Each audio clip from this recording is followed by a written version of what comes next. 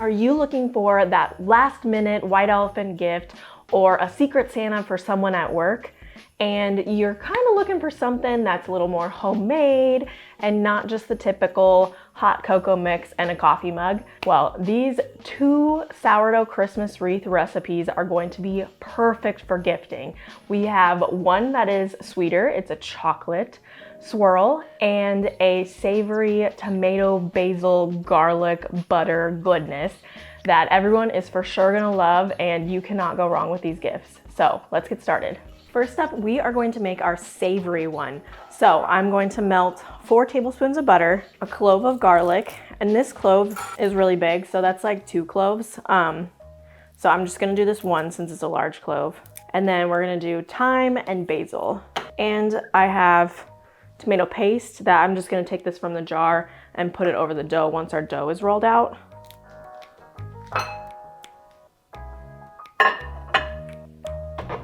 Our butter is melted, and we want to make sure that we have plenty of seasonings so that when you're eating the bread, every bite, every piece gets a good amount of basil and garlic and butter, and you just are able to really taste all of the extras. So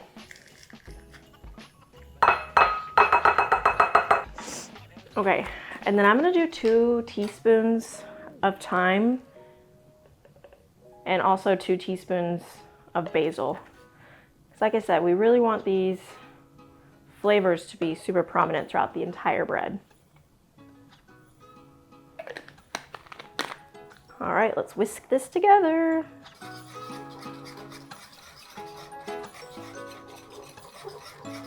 Now that we've got our filling prepped, we'll set this aside. I'm gonna put these things away, and then we'll get our dough out and roll it out.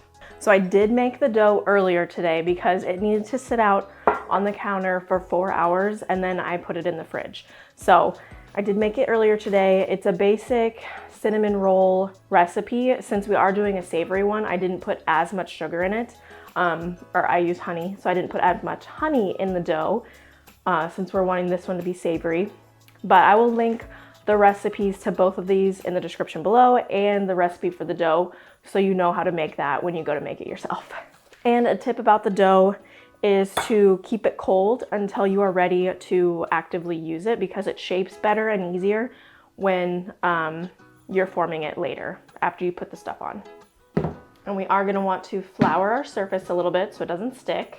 And I also need my rolling pin.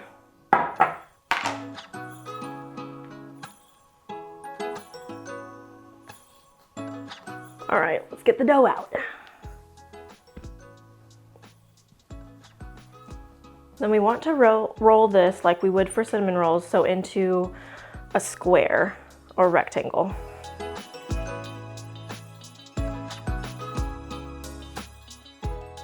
Okay, it's not perfect, but it will work. So before I spread the filling on, I'm gonna preheat my oven to 350 degrees before I forget. Okay, so you can use dried tomatoes too if you have them. I don't have them and I didn't feel like running to the store, so we're gonna use tomato paste, and we're just gonna put a thin layer on here because you don't want it to be super thick, otherwise the bread will not bake evenly and you'll still have some like doughy pieces. And I have this cute little spatula that's gonna work perfect. Okay, perfect. And onto our butter, garlic, basil spread.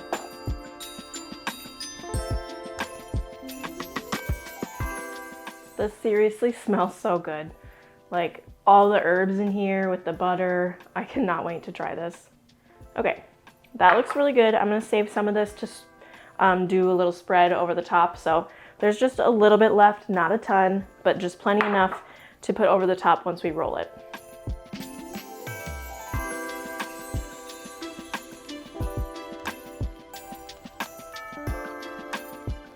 And now we have the fun part of making the twist. So I'm gonna bring this back in the middle here, and then we are gonna cut down the center, but you wanna leave like an inch at the end that you're not cutting, because that it needs to be able to stay together. So you'll come in just a little, an inch from the edge and cut directly down the middle, all the way to the end over here. So then you'll bring it apart like this. It's a lot helpful, like if your dough is starting to get super soft and not really cold anymore, you can, when it's in the log, put it in the fridge 10 minutes just so it cools, gets cooler, and makes it easier to form. So then we are just gonna crisscross it back and forth.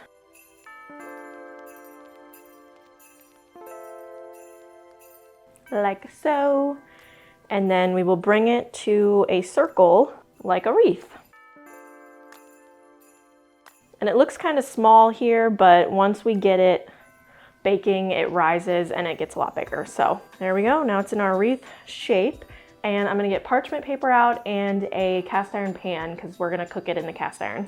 So we've got our cast iron and our parchment paper. And then we're just gonna take our pastry cutter. I don't know the official name of this, but we're gonna take this and we're just gonna scoop up our bread. And then you'll most likely have to reshape it once it gets in here. And then we're gonna drizzle some of our butter and herb mixture, spread it over the top. So it will look something like this, and then we are gonna throw this in the oven.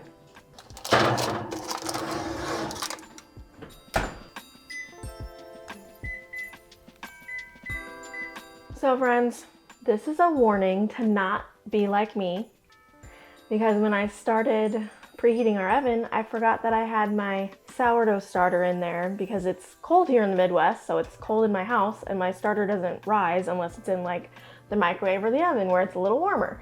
And I forgot that it was in there, and I completely cooked my starter in a plastic container, so now I have to throw the whole thing away and start all over again, which if you do sourdough, you know how much work it is to feed and activate a starter. So I am phoning friends and hoping that they have some extra discard they can give me so I don't have to start completely from scratch.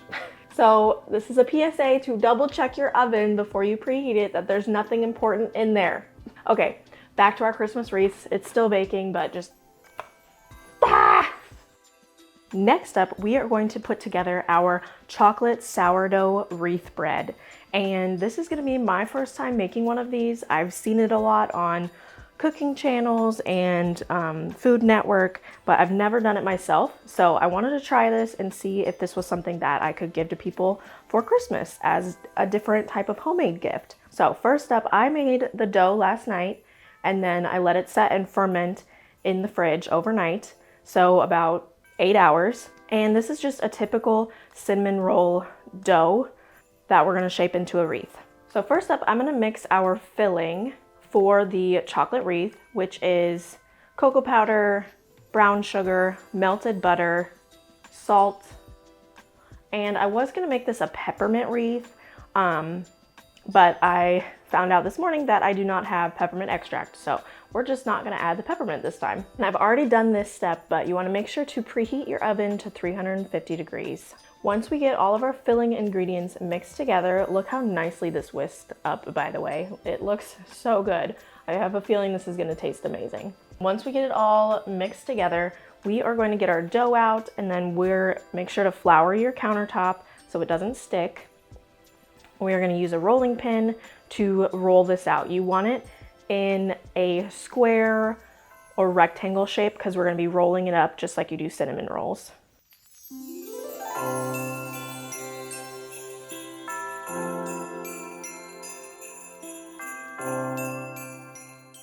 Once we have our dough nice and rolled out into a square / rectangle shape, we are going to spread our chocolate filling all over this thing. And oh my gosh, this even smells delicious. I cannot wait to eat this. You want to get a really nice layer of the chocolate spread all over your bread.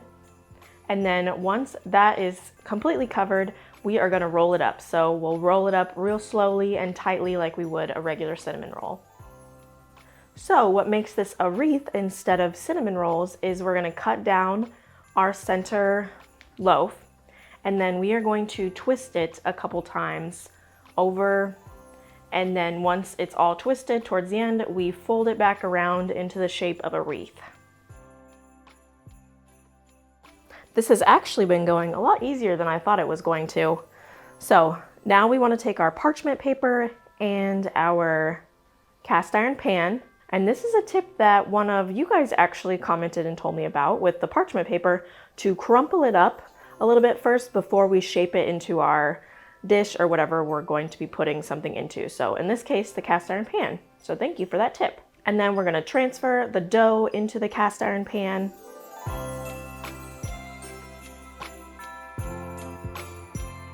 And we will pop this in the oven for, I did 25 minutes initially, but it ended up taking an entire 30 minutes. So if you want, you can start with 30 minutes or just do 25 and then see how it looks. All right, I really think it's done. Let's take this out of the oven. It looks amazing and it smells so good. You guys will have to try making this at home so you can just smell how delicious it smells. Oh, and I did add extra chocolate chips to the top of this because I forgot, before rolling this up, I was supposed to sprinkle chocolate chips over the bread dough. So they're just gonna be sprinkled on top and kind of meshed in there. Before we're done, let's take this out and put it on a cooling rack. And then we are gonna whip up a little glaze to go over top and just make it look extra pretty. And thankfully, glazes are super easy to make. It's just powdered sugar, vanilla, and milk. And the milk, I'm adding 2 tablespoons. If you want it a little runnier, you could add another tablespoon. You just kind of add the milk to your consistency of how you want it. Oh my goodness, you guys, this looks so good. We are going to a family Christmas today, and I was planning to bring it there and not eat it so everybody can see how pretty it is, but we might have to dive into a little bit, you know, beforehand to taste it and make sure it tastes okay. We'll see what I decide to do, but it looks so stinking good.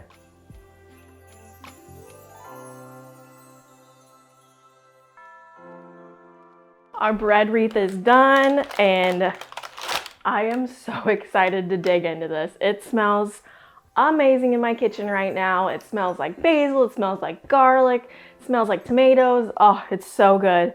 And this turned out really well too. It took probably a total of 45 minutes in the oven, so this one did take longer than the chocolate one that I make. And I'm gonna get you guys a close-up because the spiral and color and everything just looks so good.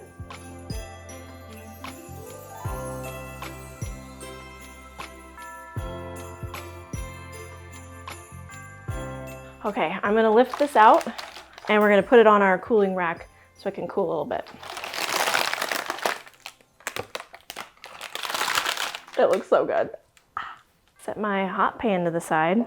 Okay, and I got our chocolate one back out to show it to you guys so you can see the inside. And then also I'm gonna do a little taste test of both of these before we go for the day, or go for the video.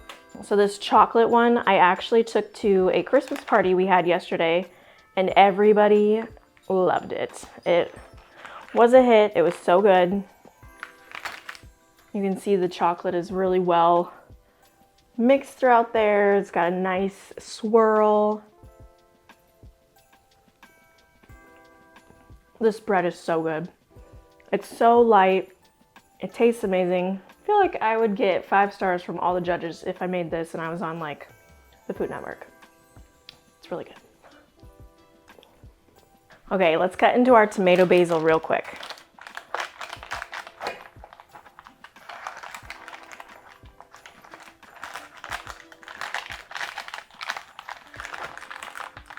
Just gonna take these small little piece from the side here. Oh wow, this is gonna be so good. All of it is cooked really nicely. It's not doughy.